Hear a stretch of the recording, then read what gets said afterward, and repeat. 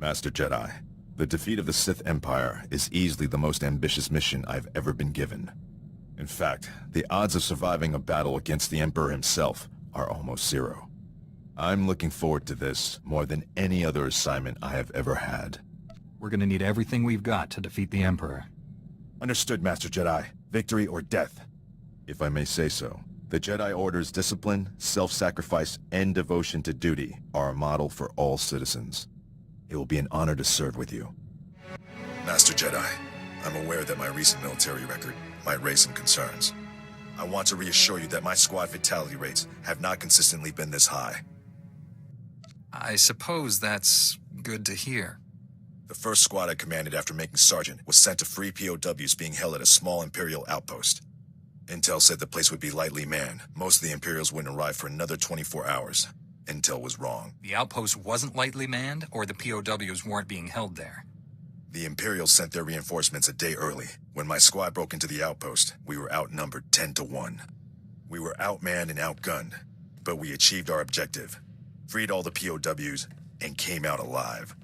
My squad's casualty rate was 97.4%, but we had no fatalities. It's impressive that anyone made it out of there with those odds. They were good soldiers, far better than any of the others I've had under my command. Our mission was accomplished without permanent loss of Republic resources. That squad was effectively trained, and as a result, we achieved victory much more efficiently. They must have been remarkable soldiers. They are. Good soldiers are a resource. Yes, their loss damages the war effort, but they are meant to be used. Victory for the Republic is worth any cost. Master Jedi, our downtime has had a positive impact on my battle readiness. I believe I'm 14.2% more prepared for combat now. What? What does that even mean? It's a statistical analysis of, well, I won't bore you with the details. I've had a lot of time to think. I've forgotten what that was like. Relax while you can, Sergeant. There's more fighting ahead. I'm looking forward to it. I've been thinking about my original squad. I haven't seen any of them since we liberated that POW camp. They seem to be on active duty, but I can't find any mention of commendations or recognition. They should be decorated soldiers. I'm sure you'll find something.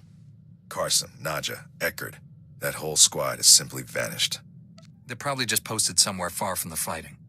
It seems like a terrible waste of skilled personnel. They'd be most valuable to the Republic deployed on the front. This just doesn't make sense to me. Finally tracked down my old squad mates, Master Jedi. Wishing I hadn't. General Garza recruited them into the Special Forces Black Ops program. But now, they're in a detention facility on Beirun, convicted of war crimes. War crimes are a serious charge. How did your old squad go from being heroes to convicted criminals? Black Ops doesn't make heroes. It trains killers. If the right targets die, no one complains. They renamed my old squad the Surgeons, tasked them with destabilizing the Empire's command structure by removing its best leaders. But the Surgeons didn't just target Imperial commanders. They went after the officers' families. They wanted to send the enemy a message. Killing women and children is never acceptable. Good soldiers know what acceptable targets are. This wouldn't have happened on my watch. The detention center's warden says my old squad mates are serving life sentences. They're young. That's a lot of years to spend in cages. The next time I get nostalgic and curious, Master Jedi, give me a planet to invade. My old squad mates were good soldiers when I knew them. Still can't believe how they ended up. If I hadn't been reassigned after that first mission, I might have been one of them. You wouldn't have endured innocent blood on your hands. You're not like them, Sergeant. No, I'm not. It's a far greater honor to be assigned to your squad, Master Jedi. I look forward to the day we face the Emperor together.